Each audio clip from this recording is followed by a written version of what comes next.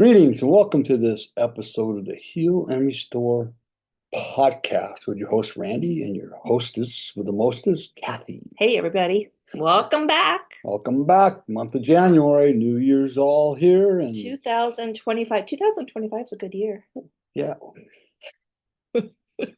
Those that know me know that I like that number. Our birthday's July 25th. Yep. Don't forget, because she won't let you forget. 2025. Yeah. Good year. Yeah, it used to be she would celebrate a birthday for the month, but now it's beginning to be all year long. Well, in 2025, it sure will be.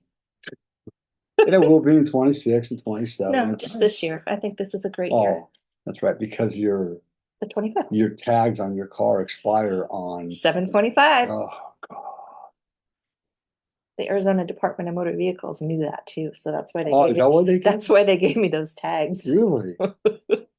Don't believe me? Ask them. Yeah, right.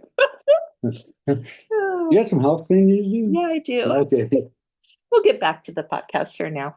So, welcome to 2025, and we are excited. We've been talking about this for several months. We had a little hiccup along the way, but we are back on track, and we are super excited and proud to announce that we have our latest book, Renewing Bonds. It's the 7 steps to restoring your relationship.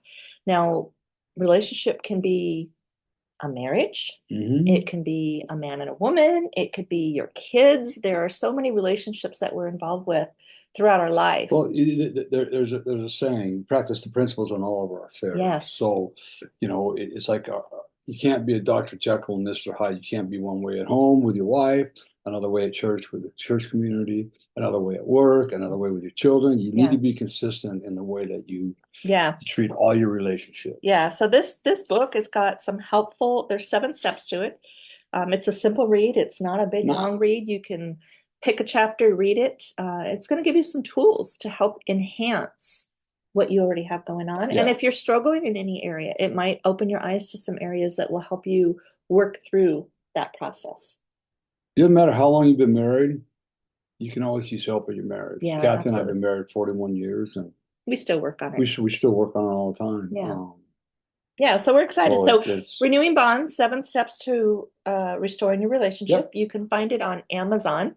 However, if you go to our website at healandrestorecounseling.com, you can click on the link and we can send you a PDF copy of this book for your reading pleasure. Right. So there's no charge for that. Just click on the link and we can send you a copy of that. Or you could, if you want, if you're good, if you like the paper, like to touch, you like to mark, you like to highlight, go ahead and go to Amazon and pick up the book there as well. It's available in paper book and Kindle? Kindle, yes. Yeah, perfect. Yeah, all of our books are. Yeah, so that's great. So you can check out Renewing Bonds plus the other books that are there as well.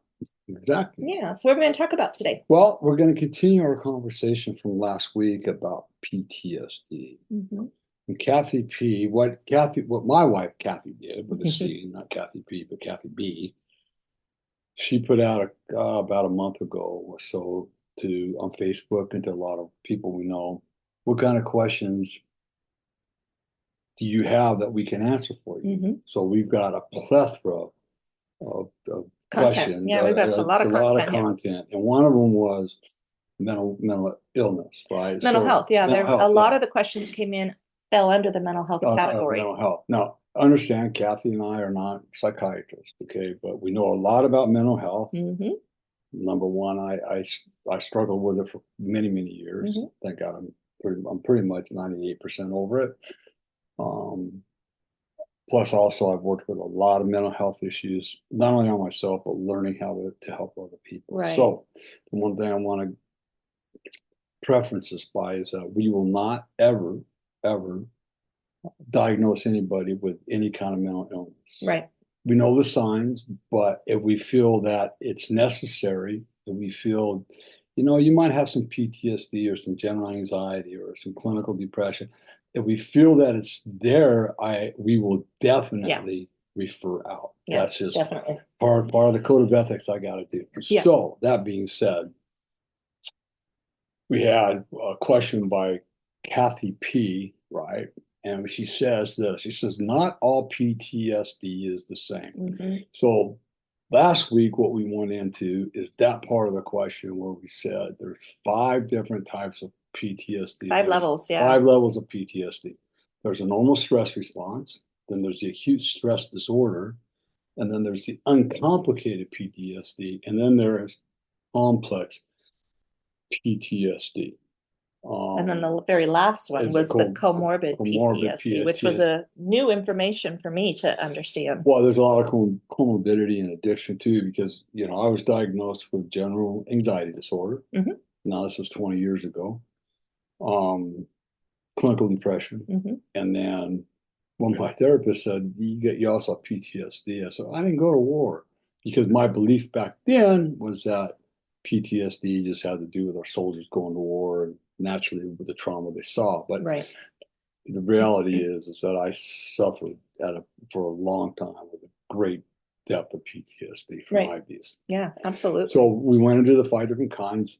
You can go back and listen to that podcast too. I suggest you do it. Yeah, everything will kind of tie together for you. Absolutely. Definitely. So the rest of Pastor or Kathy's question was this: is that learning the PTSD and your significant other dealing with will teach you how to navigate versus becoming frustrated. Yeah, I'll just speak on that for a moment. Becoming frustrated is because we don't know. And for me, for a long time, even though you didn't believe the PTSD, I didn't know how to manage it for you. Not that I could manage it for you, but that how do I show up? How do I participate?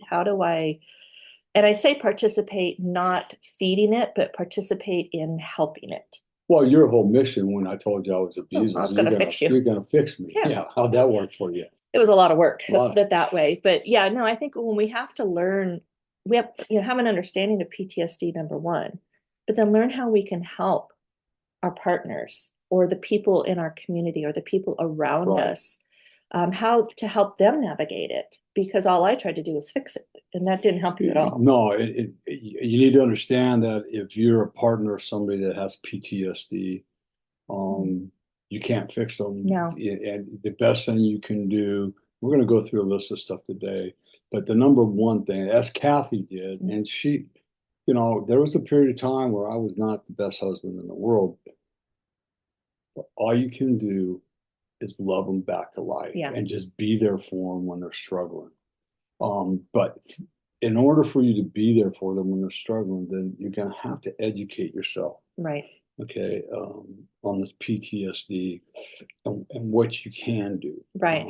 And if you believe that your husband, your spouse, your partner, or even a family member, adult children. Right. Exactly.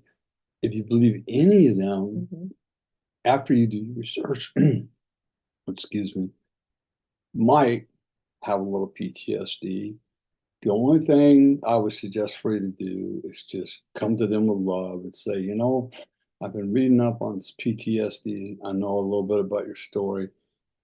You might want to think about going to a psychiatrist. And people go from a psychiatrist, they're scared to death. Oh my God. No. Right. You need to go to a psychiatrist or a psychologist. One of the two. Do not go to your local MD. Nothing against your local MD, but they are not trained in psychology or the science of the brain. The brain, yeah. That's the what biggest thing. The psychologist is there for, and that's what the psychiatrist is there for. Yeah. So to start with the whole process before you can get there is learn about PTSD. Yeah. Understand what it is, what the symptoms might be. There's symptoms like flashbacks. Yeah. People who struggle with PTSD are very hypervigilant. Hypervigilant. Their avoidance, emotional mumbling. That's an interesting one, but you have to recognize emotional numbing. Numbling, emotional numbing. But you have to recognize that each person's experiences are going to be unique and different. They're not all going to look the same. So the more information you can get and the more understanding you have, it's better. It's going to be better for you, and it's going to be better for the person who has the PTSD. Right. There's triggers that go along with PTSD, but we need to understand the triggers. We need to talk to our partner and learn what those triggers are sometimes the partner doesn't even know that they have the Well, triggers. They don't sometimes, realize what they are themselves. sometimes the survivor doesn't even know That's what I'm it's talking for. about. The person with the PTSD doesn't even know what No. those are. So we have to be mindful of situations and behaviors that might cause the distress that comes up with the trigger. As a survivor, someone with PTSD, one of the most important things on your journey, there's a lot, but that you can do is you've got to learn to understand your triggers. Yeah. And it's a hard task. Sometimes it can be daunting, sometimes it can be bad, but you've got to learn how to recognize, oh, that was a trigger for me. That, where'd that come from? Yeah. And then that way you can explain to your partner, your spouse, or whoever you need to, hey, when this happened, it had nothing to do with you. It was a trigger for me, Right. Coming out from my PTSD. Yeah, I think one of the things that was really helpful for me, because people want to run from triggers. They're afraid of them. Right. But the one thing that I heard, and we share with people as well, is all a trigger is a wound that hasn't been healed. Right, exactly. So when we can accept the trigger as a wound that hasn't been healed and learn how to heal through the trigger, that's where true healing is going to take place. There's Gabor Mate, or it's not Gabor Mate. He's the one I learned it from. But so all trauma is, in Greek, it means wound. So it is a wound. Trauma is a wound. It's an unhealed wound, right? And the trigger's the wound that needs to be focused on. Exactly. Yeah, so that's good. So the second part of this, the second step of dealing with, what I shouldn't say dealing. I hate the word dealing. I feel like we're just dealing with it. No, I was working. Working with somebody who is struggling with PTSD is to communicate openly and compassionately. You mentioned that early on, is we have to practice active listening. We have to give them space to express their feelings and experiences without judgment or interruption. What that does is it helps foster trust and lets them know that they're safe with you. And I think that's something that you and I hope that you felt like I gave you, even though there was struggles and I was trying to fix it. I think that that's part of our trust building that we did over the years. Yeah. I just let you talk sometimes. Yeah. And the vocabulary that you need to lose, I'm telling you right now, do not repeat these words ever again if you use them. You just need to forgive, forget, and move on. I'm going to forget those things. I'm telling you, those are words of death for a PTSD survivor, trauma survivor. We will never forget. Yeah. I'll tell you, I don't want to forget because I don't want to go back to where it was. And I want to be able to help the people. Right. But instead of saying those words, the best thing you can do is ask them how you can help. Exactly. Yeah. But you need to learn how to forgive. Okay. And that's a process that can take time. Right. You can forgive somebody analytically, I forgive you. Right. But then every time they do something or see something, you get pissed off again. Well, you didn't really forgive them. Right. Okay. But that takes time. But that takes time. It's a process. And what it also takes is it takes a very compassionate, understanding, and patient life coach or counselor therapist. I had a really good therapist that helped me. Right. So the forgiveness is a big part. And then in order to move on, we can't stay stuck letting that kind of fester in there. Fester, or live rent free in our head. That's where the forgiveness is important because even if it's a war crime thing, I mean, what could you have done differently in the situation that you were in? I mean, as a veteran, you're doing your job, and it could be pretty. I'm not a veteran. We have a lot of compassion for veterans, but if you're a trauma survivor, right, it's very likely whoever abused you has lived in their life and forgot completely about you. And you're the one. Yeah. You're the one that's kind of stuck in that space. Never ever use the words you need to forgive, forget, and move on. Okay, because those are, believe me, if they wanted to, they would have done it a long time ago. If they could have, they'd have done it a long time. Yeah, absolutely. So, like I said, the best thing you can do is ask them how you can help. So instead of guessing, that was me. I was always guessing, trying to figure out what I could do to make you happy and make you feel better. Ask your partner, or ask that person what they need when they're struggling. But also, you need to understand that, a lot of times we don't know what we need. No. No, we don't, just leave me alone. Let me work through this. And that's still an answer. That's still an answer. Yeah. You're right. You're Yeah, right. it's That's still an still an answer. answer. But to get to the depth of it and to really heal from it, we don't know what we need. Right. So that's why good professional help is very important. Yeah. Yeah. And then there may be those that do know what they need, which, Yeah. like you said, I Yeah. just need to have some space and some time. Right. So, as the partner of a person who is struggling with PTSD, just ask the question. Yeah. And if they don't know, that's okay too. But don't force yourself into trying to fix it. It will exhaust you. We have to ask without being an accusational question, accusational statement. We have to ask the hard question. Mm-hmm. Yeah. We have to. Yeah, there was times where I would feel like I was losing you. Yeah. And it's been a long time now. It's been quite a bit of time has passed, but it used to be what I learned to do is I just say, "Hey, is everything okay? I feel like I'm losing you." And your answer would be, "Yeah, I'm just down a little bit. I'm struggling a little bit, but I'll be okay." Right.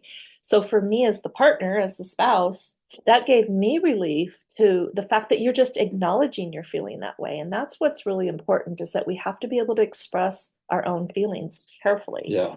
And so that was my careful approach to you, is just to let you know, "Hey, I'm noticing this. Are you okay?" Right.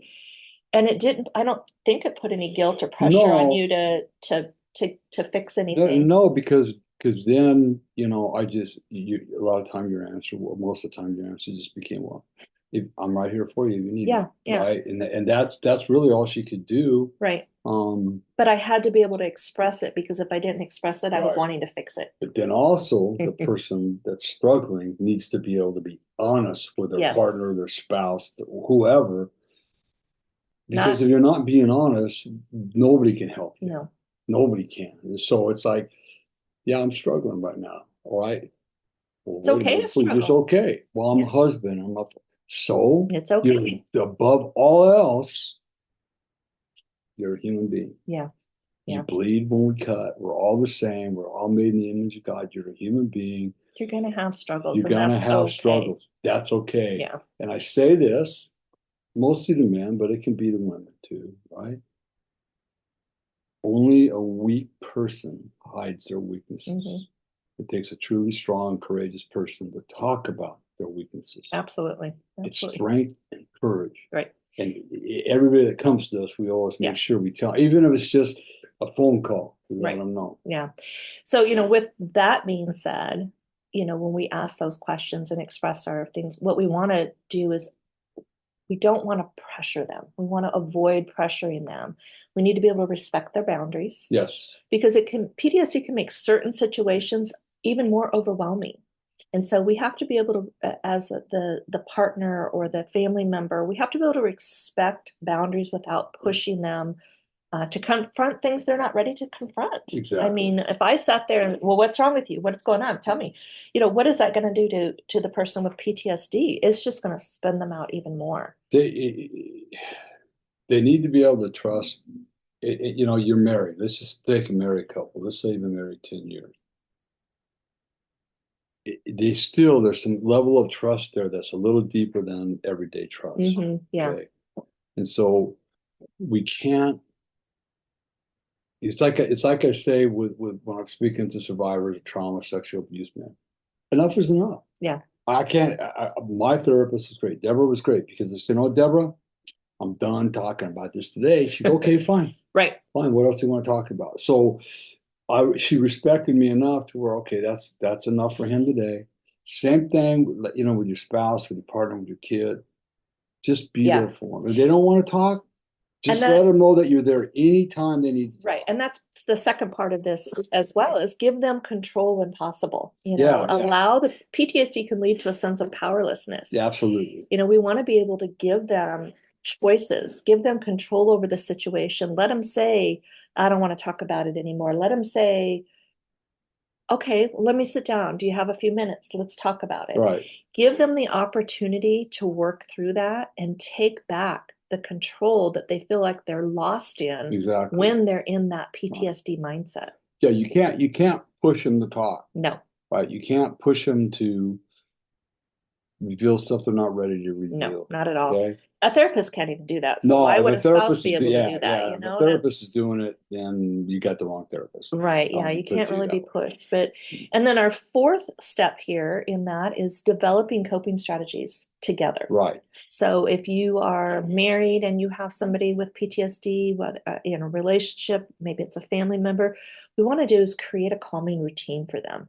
You know, establish a routine that helps create a sense of safety, predictability, um, regular check-ins like that. You know, I would, you know, how's your day? What's going on? Exercise, that's one thing that's really huge for you. And just having quiet time together. You know, we don't have to always be on alert. We don't always have to be on our toes. Sometimes it's just creating a calm, quiet, safe space. And creating that can take time. Oh, you That's need to good. understand that. Yeah. You can't just create it like now. It's something that you work together to create. You know, you suggest, I think what I read or what I've heard or what I've learned is that creating a really calm spot for you, rather you can just name a bunch of stuff, whether it's or just check-ins or exercise is probably one of the best things because it releases all the good, the feel good endorphins in your brain, right? And so it's just like go for a walk. Whatever it is, it's going to bring Take a you bike to ride. take a bike ride. Watch the kids at the park, you know, Exactly. something. I want to add to that though too. Creating the calm routine. Sometimes it may not work, and that's okay too. Like you might think you're going to try this, try it a few times, and it just isn't helping. That's okay. It's okay. Find something, switch it around. There's a lot of different things that you can do. One of the things I think that's really important too is to make sure that you have a plan for difficult moments. Yes. You know, that's the other part of working together, creating a plan for handling the PTSD symptoms when they arise. You know, it could be breathing exercises, grounding techniques, taking breaks, going for a walk. I mean, you know, all those things. We want to make sure that we talk about it in advance. And that was one thing that we didn't do. I wish I knew that then. Well, neither one of us figured it out. I mean, No, we did the best we could with what we knew. But, you know, today having a plan is huge. yeah, it's like, in recovery, Betty Ford, you don't, it's been almost 20 years since I've been there. But when you point out, you leave with an exit plan. So you have Very similar. plans, what they call relapse, try to Relapse avoid prevention. relapse prevention plans. You have to create a plan for when a PTSD attack comes on, right? And a lot of times, sometimes the spouse is the worst person to help you, especially early on, Yeah. okay? Because they want the best for you. And we don't always have the They don't always tools. have the tools. So that's where working with a really good professional can be real advantageous to help you work through these difficult situations that might come up. Yeah. Right? I mean, triggers can be as simple as something you hear a song, you hear a smell, you see a sight, you see a certain color paint, you're watching TV and you see something that triggers you. I mean, all these things, there's a lot of stuff around depending on the PTSD that you're struggling with contribute. Yeah. Right. It doesn't take much. I mean, how many times do you drive down the road listening to certain music and then maybe you switch it to one of your old favorite, stations and you hear a song that takes you back to when you were a teenager and you heard that song. Okay. So that's a pleasant memory or can be a pleasant memory. So imagine that happening to, let's just say, like my stepbrother when at the drag races, he just got back from Vietnam. They were at the Winter Nationals down in Pomona, the big drag race, and a car blew up. And immediately he dove on top of his girlfriend, then his wife now, his stepsister, and there was a couple other. He dove on top of them, covering them because he thought they were being bombed. That was his response. Okay, that's what he knew to do, and it was automatic. He didn't have to think about it. So it could be different for everybody. And but have a plan is the biggest thing. Have a plan to know what's going to help in that situation. The other part of not only having a plan though is managing expectations. Oh, absolutely. I mean, it's going to take time. Recovery from PTSD, it's linear. Well, It's not gonna just be a one and done. There's going to be no. ups and downs. So you have to be prepared. Be prepared for setbacks, and remember the progress may take time. Don't it's not something that can be rushed. No, and it's like Kathy and I say, it's going to be a lifetime of work. I mean, Yeah. yeah, I got almost 20 years of sobriety with a lot of recovery, right? But there's still, I could wake up tomorrow morning and make a choice to say screw it all and just take off and go do whatever I want to do and start drinking again. Right. So I won't do it because, yeah, it's not always easy to live life on life's terms. No. Right. And there's days it's like, And man, PTSD, you're living life on life's terms, not ever knowing. Right. Along with PTSD, then there comes the anxiety and then depression. It's all kind of balled into one diagnosis. Right. Yeah. So you just got to be careful. You got to be aware. Your partner, your spouse, your parents, they need to be aware of what PTSD is right. and how you and that's react. The whole purpose of what we're doing here. We want to make sure we can spread and share information that is going to help each and every person. This is just touching a lot of the surface area too. So again, we want to encourage you to, do your own research on this and, don't just get familiar with it. Find someone that really specializes in this stuff. Right. And that, like we said, we can't fix them. So your only role is to support them. Absolutely. There's not a cure to PTSD. It's always going to be there, but it's how we respond to the situations, to the triggers, to those wounds. That's where what we work through. Right.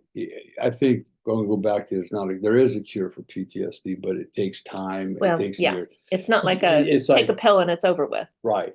Our job is not to fix or to cure. Right. Because we can't fix nor can we cure. Yeah. But over time, and what happens is, like, my PTSD is pretty much gone, but every once in a while I get triggered. Yep. It's like, and I question, wait a minute, I've been working on this stuff for how many years? Where is this one coming from? Right. Well, God will, like my old mentor says, more will be revealed. Right. And man, sometimes out of nowhere, it's like, here's your reveal. Man, here's your sign, Randy. Well, where'd it come from? Yeah. Yeah. So again, then you got to do a little more self-reflection and deep diving. Yeah. So these last 3 steps are really, really important to me. We've talked about this, but we'll repeat it again. We need to encourage professional help. Right. Support therapy and treatment is so effective in working through the PTSD. We need to encourage our partner, our family member, whomever that is, to get professional help if they're ready. Therapy, especially trauma-focused therapies like EMDR or CBT, can be highly effective. And we want to make sure that we're CBT is cognitive behavioral therapy. Right, which is very similar to what we work through. Right. And then couples therapy. I mean, there's nothing wrong with that. No. It is absolutely necessary because doing therapy together, like people who come to us, understand each other's needs, and they get to communicate more learn more communicative, effective ways, and they can respect the partner's PTSD. I used to become frustrated. I'm going to be 100% honest and transparent here. I would be angry, upset. Why am I doing this? Why do I want to be here? Why am I allowing him to? I'm such a good guy. Oh my God, not in those moments. But it gave me a lot more respect. The more therapy we went through, the more I learned, the more I understood about myself, which allowed me to be able to show up differently for you as well. So the one thing too, support therapy and treatment, we have one client, and I'm going to go out on a limb right here with this PTSD, and it's the truth as I know it and what I've learned. So a lot of men and some women, but let's stick with men right now. They grow up, they've been emotionally abused, probably physically abused. And so what they do, a lot of them, is they'll enter the military to prove dad and mom wrong. Look at me, I am tough. I can't. Or sometimes just to get away. Or sometimes just to get away. Depends on the environment. But what happens is, what's the first thing they do in the military? Is they beat you down. They have to, because of the fact of war, right?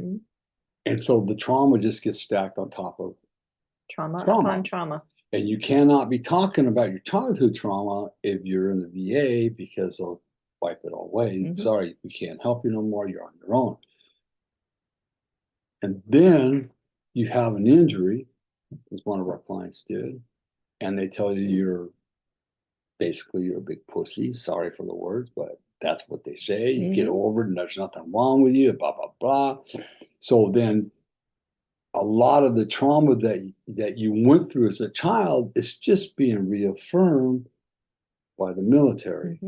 So it's saying, see, it's just stacked upon stacked upon stacked. So that's what a lot of these military kids are they're frankly not working on. They're dealing with it, right? And it's hard for them. And then this one particular client, when we started talking about his childhood trauma, he dropped to the ground in pain because of all the trauma he had. It's a lot to it. So what I'm trying to say is that PTSD should never be taken lightly. No, right? Not at all. And it's like, where's this behavior coming from? So I think the one thing that saved Kathy and I's marriage, matter of fact, I don't think I believe it 100%, is the fact that before we even married, Kathy knew she was the first person that I ever told was abused. That you were abused, yeah. That I was abused. And my first marriage lasted 6 years because I kept the secret. I took the secret into that marriage. Right. So the best thing you can do is get help. Get help. And as Kathy and I have done, we've had a couple clients come to say towards the end that, hey, I was this and I was that. And we say, okay, now that answers a lot of questions. Right. Now let's sit down and we're going to encourage you to talk to your spouse about this. And generally what they'll do is right then and there, they say, okay, let's do it right now. Got to get it over with, yeah. So because they've been carrying it around for so long. Right. A lot of like Kathy, it's like, damn, what's going on with this cat, man? I mean, yeah, I know he was abused, but jeepers creepers. Well, and that leads into the next step is if you have a partner, a spouse that is struggling with PTSD, you as the spouse or partner, you need to take care of yourself too. Absolutely. I didn't know that it was okay to take care of me. I was the fixer. So how do we take care of ourselves? We have to be able to set boundaries for our own well-being. And I think that, Kathy, and I know you believe this. That's one of the biggest problems, that women are always taking care of nurturers. They're nurturers by nature, right? Yeah. Men are too, but you get married and women are just, I got to take care of my kids. I got to take care of my husband. In the meantime, all their health, all their emotional, spiritual, and physical health are going down the tube because they're so worried about taking care of everybody else. Right. So this is where it's going to become really important. Like Kathy said, take care of yourself. Seek support for yourself, okay? Consider joining a support group or talking to a therapist to help manage your own feelings and stress. What we encourage, right, is both of you go sit down with the same therapist. The one thing that we absolutely do not approve of, I'm just going to say it this way, is that you go into one therapist, your husband or partner's going to another therapist. It's like people come to us. If you're going to work with us, you're going to work with us. I don't want you working with anybody else because it can become too confusing, too convoluted. Right. Too much information coming from two different sources. If you're going to work with another therapist, then we need to introduce each other so that we're on the same page on what's going on. Right. Okay. I mean, so it's like, it's really important that you, with your spouse, your partner, whoever you were, your parents, that you guys work together, even in the therapy setting. Yeah. Whether it's together in the same appointment or like what we did for a long time. We did our appointments together with the same therapist, and then you would see her on your own.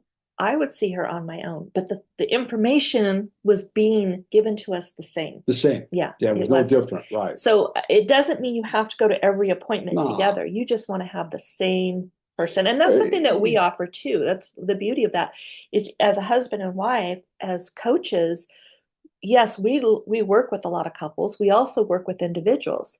But the benefit of that is if we have couples and we're meeting several weeks and then all of a sudden we're like, I need a one-on-one, Randy will do a one-on-one with the man. I will do a one-on-one with the woman. And so they're getting the same information because it's coming from the same source. Right, from the same source. Yeah, Exactly. so important. So, yeah, it's really important that the spouse doesn't turn back on the one that's struggling. Yeah, I mean, become just understand that, you know, if they've got it, something. It's affecting everybody. It's affecting everybody. We know that, but something, I'll just use the word terrible, has happened in their life that they're just struggling to deal with. And that's okay. Yeah. That's okay. So as we kind of finish this session up, or this episode up, the last one is probably one of the most important ones, is that we need to practice patience and we need to practice empathy. You know, acknowledging their effort. PTSD is exhausting to live with. Yes. Not only for the spouse, but the individual that's struggling with the PTSD. Every step they take towards healing is an achievement. So we want to make sure that we're celebrating the progress. We're encouraging them, no matter how big or how small. We need the person struggling with PTSD needs to know that they're making steps in the right direction. So I'm not going to speak on behalf of the military right now what I'm going to say, because it's a whole different ball game. And I know a lot of veterans that have been to war, and I've heard the stories that they've gone through. And it's like, man, no human being should ever have to go through what you went through. But when it comes to abuse victims, right? It's very shaming. That's good. We carry a lot of shame as an abuse survivor, right? And that shame doesn't belong to us. It actually belongs to our perpetrators. So one of the things that I struggled with, and Kathy knows this, is that oftentimes Kathy didn't know my mom, right? And I want her to understand this. I know that. But oftentimes the things she would say or reactions, God dang it, I'm not a kid, right? You're not my mother. You're my wife. You're my spouse. I don't need to be treated like a little kid. It's Kathy, like Kathy told me, I didn't know your mom. How can you say I'm like your mom? It's a great question. And the reality is that, no, I know you didn't know my mom, but the behavior and some of the things you say just remind me of the way my mother would have treated me. Right. And it was hard. Both of us had to work through that, right? And this is where this last part of the practicing patience and empathy comes in, because I had to recognize that it's not about me. Right. Because that you know, when those comments were made, it was a defensive mechanism in me. So I had to recognize that the struggle you were going through wasn't about me. It was the environment in which it reminded you of a past. Right. And so I just had to be aware of when you became distant or irritable, that you just needed time to be alone. Right. And it's not a reflection of our relationship, but it's part of the struggle that PTSD provides. You know, I shouldn't say provides, nobody wants it, but what PTSD is. And again, what happens, like, especially in my case, you know, these thoughts are with you every single day. Yeah, they're not going away. Feelings of, you know, you make a mistake, see, I am worthless, or, you know, the self-confidence. And we might look like we're extremely confident when you see us, but on the inside, man, we're battling a battle. It's like that thing. You never know the battle that people are going through. No. Everybody's battling something. The outside looks normal, but the inside has got a whole nother history of things going on. We are at absolute best at creating really nice facades. I mean, really nice facades. Right? And every now and then the chaos on the inside comes out. But we deal with chaos. I did. I'm 20 years into it. I've learned that I don't have to do that anymore. But the chaos in my head was brutal. Yeah. No. And I don't expect Kathy to understand that, especially because neither one of us really knew. We were still learning about it. Sure. Yeah, we were kind of winging it for a long time. I guess the whole bottom line is this: as hard as it is, if you know you feel like you got PTSD, number one, make sure you get a professional diagnosis. And then if you are diagnosed with a level of PTSD, you want to make sure that your partner understands that. That's where I would bring your partner into a early counseling session so that they can understand it and learn how to help you through the process. Because the worst thing for a partner when they see their partner struggling, it's like, I don't get it. I don't understand what's going on. This is driving me crazy. I don't know how much longer I can put up with this. Right. Where if you Becomes a battle. it becomes a battle. So it's important. It was important for me, right, to let Kathy know, right, this is what I'm going through. She knew she learned all about my diagnosis, and still there was times I go, oh, here we go again. It's the human nature right. to get sideways on it very quickly because Exactly. it is exhausting. It's not only exhausting for the person Right. struggling with PTSD, it's exhausting for the partner, the spouse, the family member, Yes. whoever that is. Kids. So, you know, the best thing we can do when we're approaching a person with PTSD, we need to approach them with compassion, Yes. as the partner, understanding and an openness. It's going to build a more stronger, supportive relationship. And it helps the person struggling with PTSD to feel safer and more accepted, because it's one of those things where it doesn't go away. You work through it and you understand it, and it doesn't last. The moments, the struggles, I should say, those moments of struggles don't last forever. No. For us, the experience was it was just a time. It was just, I don't even say it was a season. It might have been an hour. It could have been a day. It could have been 2 days. But it ended. It didn't. Yeah. But I mean, like you say, it is a season that we go through. But in that season, there's only moments Within it. Yep, that's good. Of like the emotional relapse of PTSD. But those moments can seem like forever. For the person struggling, especially definitely. for the person struggling, and then even for the spouse or the partner or whoever, it's like, are you ever going to get over this stuff? Well, you know, yeah, eventually I'll get over it. I'm working on it, you know, and you get through it. You get through it. And the important part is, especially as a partner like Kathy, is you want to acknowledge those little tiny baby steps that you see your partner making. Right. That's where we talk about the encouragement. You want to celebrate those. God, baby, you know what? So maybe I blew something up, and I went to Kathy and I apologized. She goes, yeah. She goes, but Randy, it was so much better than it would have been 6 months ago. Right. Right. So those are those little tiny baby steps that both the survivor and the spouse need to understand and accept. Right. And I think it's easy still, even sometimes we can get stuck in the things that are going wrong, that we forget about all those little baby steps that are there. So that's the reminders. Human nature tells us to look at all the negative things, but God tells us, no, look at the beauty. Look at the good things that are coming out of this. So that's awesome. Good stuff, yeah. So anyways, that's a little bit about the PTSD, and we hope it helps you. Yeah, thank you. Thank you, Kathy P, for that question. And Kathy P is the one that reviews all of our books too. She's great. So she's been great. Some of you know who Kathy P is. And we appreciate her. We love her. Right, exactly. We just it was a great question to have. It's a hard topic to talk about, but also one that there's so much mental health going on in this world that we just need to do our part to get information out there. Right, exactly. So just remember, you know, it's you got to live one day at a time. Yeah. Right. And that day is just a moment. Yeah. And if you're saying I'll do it tomorrow, well, tomorrow's already here. Yeah. So you feel like you need help, just reach out.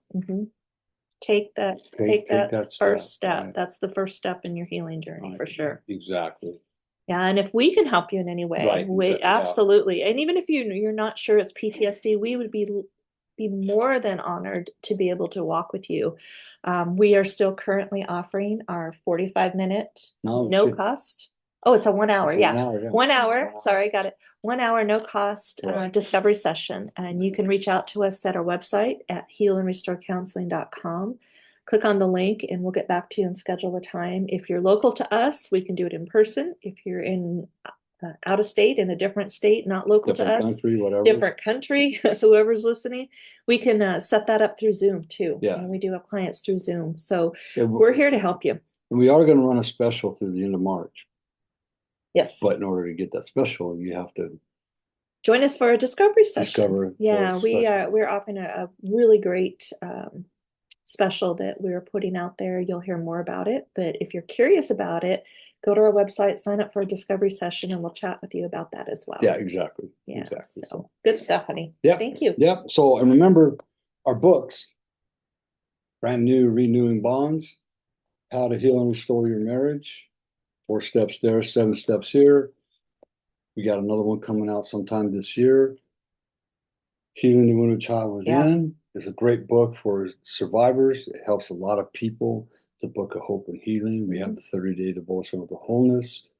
We have the 7-day challenge, just 7 days of, or 7 different things. You don't have to do 7 days. You can do it however many days, But it's a 7 days that you can work on this. You can work on different types of real simple that would help with PTSD healing stuff. You can go to our website at healingrestorecounseling.com. You can order your books there, or you can order them through. They're all on Amazon. Heal and Restore. So I apologize. Healing the Wounded Child Within is also on Audible, and we also have that book in Spanish. Yes, right? It's all on Amazon. And then right now I am in the process of writing The Healing Path. That's gonna be good. How come I can never remember that? Because you're still writing it. It's not totally in your spirit yet. It will be. But it's a book coming. It's a book coming. It's how a survivor's guide to healing from abuse. Yeah. Called The Healing Path, a survivor's guide. Healing Path. A guide. A survivor's guide to healing from abuse. I get it down sooner. It's only been, I don't know how long, but anyways, I'm writing that one right now. So hopefully sometime this year that will be out. Good. That'll be awesome. Okay. So, very good stuff. All right. Thank you everybody for tuning in and listening. We appreciate you. Do us a giant favor. If you know anybody, just share our podcast with them, right? Hit the like button and the follow button. We are the share button, everything. We really would like to monetize our podcast to help us. That's our call to action. Our call to action would be help us get to the point where we can monetize this. We want to expand the things we can do with this podcast. We want to make it a little more professional, if you will. And maybe our audience doesn't want us to be more professional. But what you see is what you get. What you see is what you get. That will never change. But, we'd like to maybe be able to bring on some other guests. And I've got a plan right now that I've already got written for some guests, hopefully here in the near future. So, Thank you. Anything you can do to help. We appreciate it. Kathy and I do this from our heart, right? We're self-funded. We just want to help as many people as we can. And if it's just through the podcast, if it's through our books, through our coaching, we're here to help. We've experienced a lot of these things, and we want to make sure that we can help others through them as well.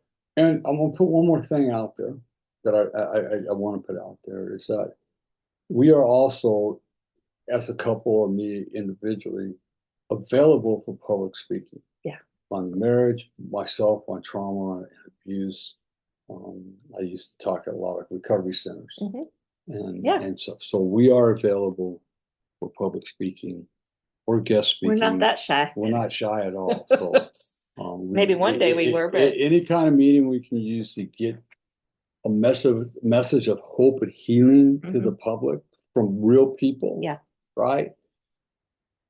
We're just plain old real people is what we are. We are.